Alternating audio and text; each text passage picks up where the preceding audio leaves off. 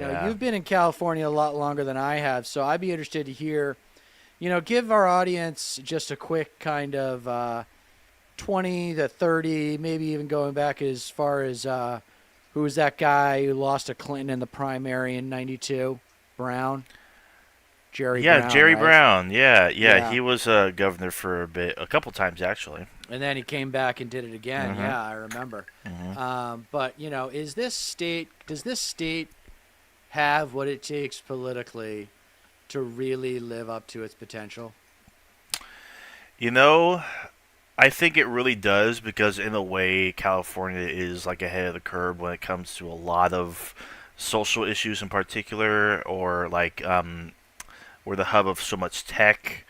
It really just depends on if a lot of the bureaucracy can get out of the way, because there's a lot of, I guess, corruption, for lack of a better word. There's a lot of insiderism, which plagues the Democratic Party in California. So if that can be done away with, like, that'd be great. I actually had a gal over last night who has actually worked on a couple campaigns. So she's worked with Jerry McNerney and a couple of the state senate races. And they're really like they don't like outsiderism like at all. They are very much um, elitist, so to speak. It,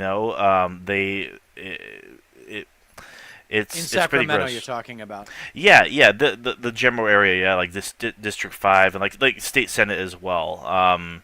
I actually wanted to get her on at some point in the future so she can talk about her experiences with that because she works for multiple different campaigns, including the for Michael Tubbs, the former Stockton mayor. He was kind of notable because he was on the Daily Show and he did the What was his name?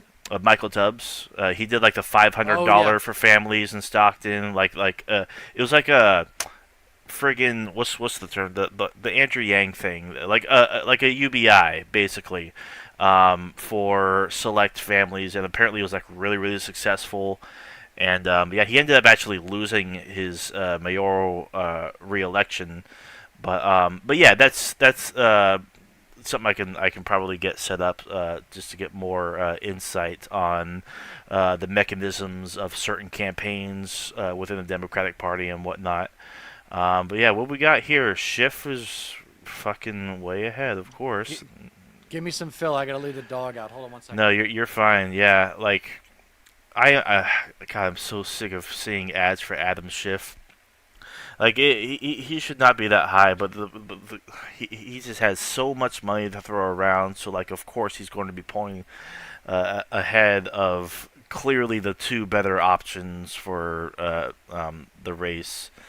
On the Democratic side, it's disgusting. I'm so tired of Adam Schiff. Like it should Yeah, a be lot of people Barbally. give him a hard time because he is a failed screenwriter. Now, I will never fault anybody for failing and leaving Hollywood. It's the most unfair business in the entire world. It's the hardest business in the entire world.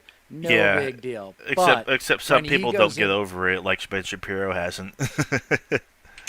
oh, well, that guy's got little man complex like you read about. I'm going to do an Right. episode just on him and doing the Okay. empathetic arithmetic just on him because I know exactly who that guy is and why Right. he is the way that he is. Yeah. Harvard law and like super good at school, but always looking to be a contrarian to try to be Of original. course. Yeah. And ultimately, too, when you are intelligent, and Ben Shapiro's clearly like above average intelligence, but I'm not willing to admit more than that. Sure. But the the most interesting form of intelligence that I think everybody, no matter who you are, is really attracted to is creativity. Yeah. And that is why Ben looks up at Hollywood and feels like Barbie is not a good movie, even though Barbie was a fantastic movie. I thought it was Yeah, great. I thought it was a really really instant well done classic, movie. man, It instant classic. seriously, yeah. Like people really don't give it enough credit. Like I went and saw it in theaters. I thought it was fantastic, honestly. Like, yeah.